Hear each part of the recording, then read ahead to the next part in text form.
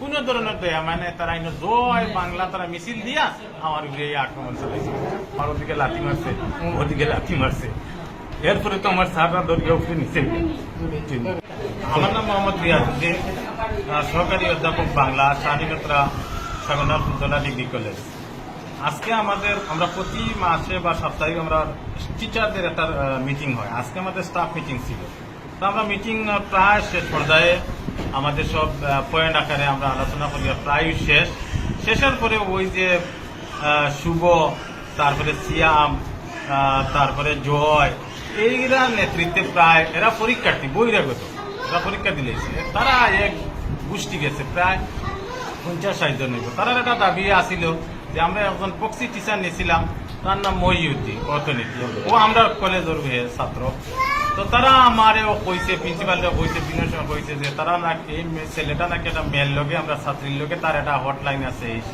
তো আমরা বলছি যে তুমি মিটিং আমরা যদি ডাকি তারপরে আমরা দেবো। এর আগে ওইটা শোনার সাথে সাথে আমার প্রিন্সিপাল স্যারে ওই ছেলেটারেও আউট করে দিলেছেন, মেয়েরাও কইছেন আপাতত তুমি আইবে না, পরিবেশ শান্তি হইলে আইবে।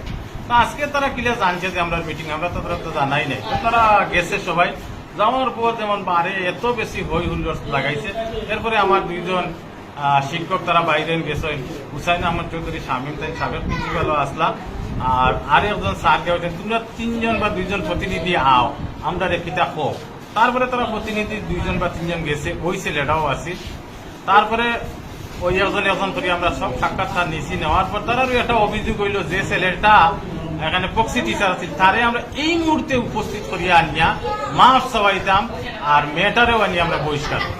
আমরা বললাম মেয়েটা তো অলরেডি আমরা আটকাই দিছি, আর ছেলেটারে তো আমরা বহিষ্কার করে দিয়েছি। ছেলের তো কোনো কিছু নাই, প্রক্সি টিচার, তার কোনো কাগজও নাই, ডকুমেন্ট নাই। আমরা বলছি কালকে নাই, সে আনা। তারা এইসব মানে না। ওটা করিয়া খুব বেশি উত্তেজিত হইয়া তারা তারা তারা করছে। আমার লোকে কোনো কথা কাটাকাটি তারা কিচ্ছু নেই। আমরা 3জন টিচার মোটরসাইকেল লিয়ে বাইরে এসেছি, গেট গিয়া দেখি তালা মারা।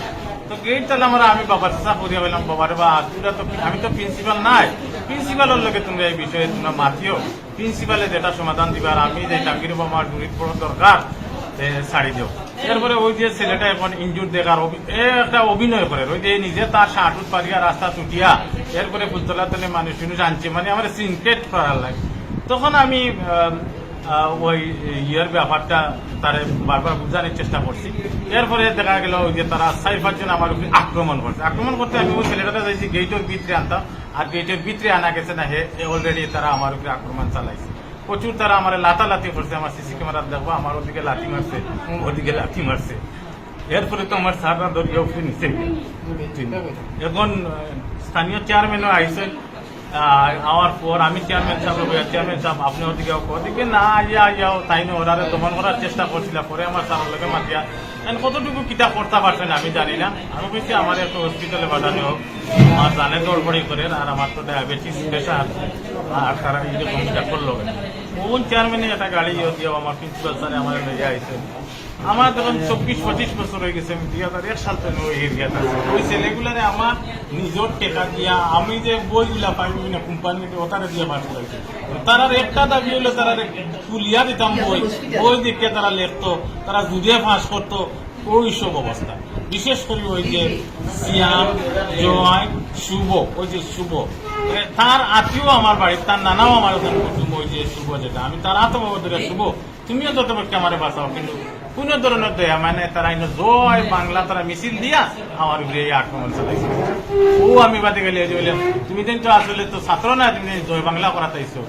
ও বাদে আমার স্যার ওগুলো ধরিয়া লিয়ে আইছে। ওখানে নিয়ে স্যারে কিতা করছেন জানি না, কারণ আমার হার্ট পালপিটেশন একটু বাড়া, ডায়াবেটিস বেশি, আমি প্রেশারও আমার আছে। এখন আমি আপাতত আমার ডাক্তারেও কইরা আমি একটা ইসিজি করিয়া, আর আমি আমার বাড়িতে মিডিয়া আঁকি।